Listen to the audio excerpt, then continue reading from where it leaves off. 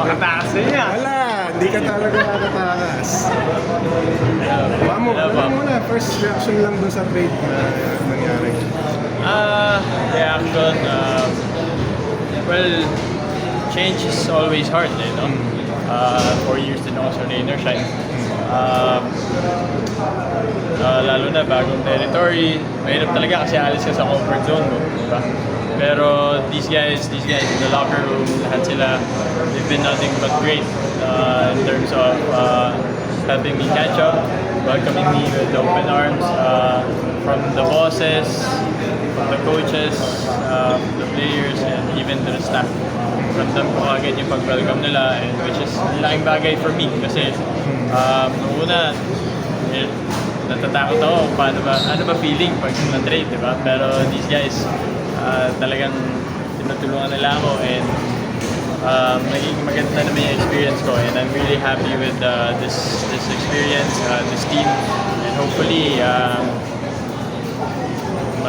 makarating din kami sa semis ng paulit-ulit, and eventually siguro makapag-finals.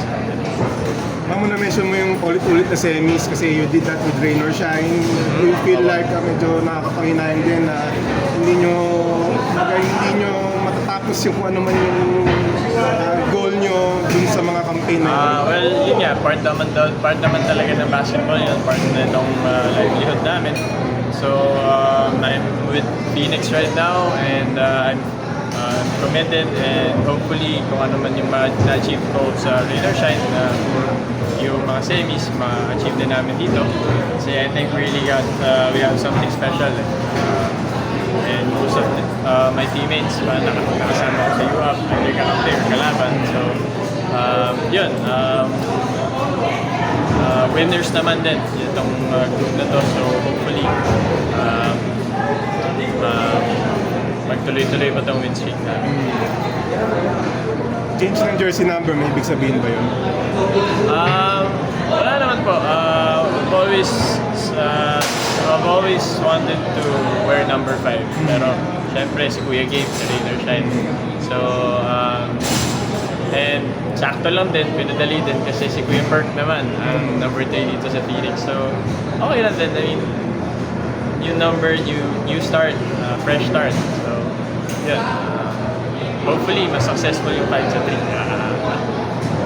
Nga, sabi mo na rin fresh start, pero wala pang isang linggo since nung trade, Rain or Shine agad yung kalaban mo. Trading on Tuesday. Ano tingin mo? May plano si Kuya Bo eh. Narigita ko hindi, pero I expect them to go hard. Ganoon naman talaga sa Rain or Shine, mga bata ni coaching. So, I expect nothing less. Siyempre, competitors kami. Pagdating sa court, once the ball goes up, wala mo nang kaibigan. Competitors muna kami. Pero off the court naman, nagpaalam naman ako sa kanila personally, and napag-usapan naman namin na close naman talaga kami doon. So, off the court, walang problema doon. Pero habang laro, galit-galit talaga. Okay po.